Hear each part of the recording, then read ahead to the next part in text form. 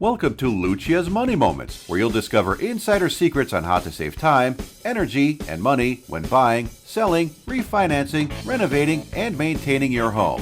This episode is brought to you by Lucia Mortgage Broker. Now, here's your money moment. Okay, today we're going to talk about how to keep your kids out of debt. As you make plans for your children's post-secondary education, keep in mind that the average student's debt is currently almost $30,000, and it'll be even higher by the time your kids graduate. The truth is, most young people, and often their parents, can't afford that kind of debt. So it ends up damaging their credit rating and ability to buy a house and raise a family. The best way to prevent such problems is to avoid massive student debt in the first place. Here are 5 tips to avoid student loan debt. Tip number 1. Think return on investment. Choose a program you like, but also focus on what the job prospects are and how much they pay. An expensive degree doesn't make sense if you end up earning minimum wage. Tip number 2, avoid non-government student loans. Even government loans can lead to major debt problems. But when you get into private loans, the interest rates are usually much higher and there's less repayment flexibility. Tip 3, apply for every scholarship and grant you can find.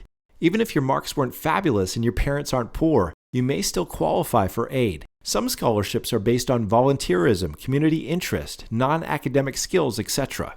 Talk to a guidance counselor or financial aid office and do lots of research. Tip number 4, find a school that's looking for someone like you. Each school has its own selection criteria based on student talents, interests, background, needs, etc.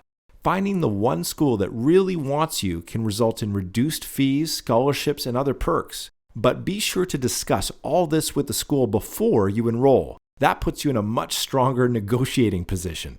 Tip number 5, smart mortgage strategies. You can also use your mortgage to help fund education. You can free up money for your early retirement contribution by taking advantage of many mortgage lenders' skip a payment feature. Or when the time comes, you can do an equity takeout to cover tuition fees so you end up paying affordable mortgage rates instead of expensive consumer loan rates. Bottom line, make student loans your absolute last resort, even if that means working for a year before going to school or taking a part-time job while you're learning. For more information on how to use your home equity to fund your kids' education, call us today. Thank you for tuning into this episode of Lucia's Money Moments. If you have any questions or comments, please call Lucia today at 647-494-4200.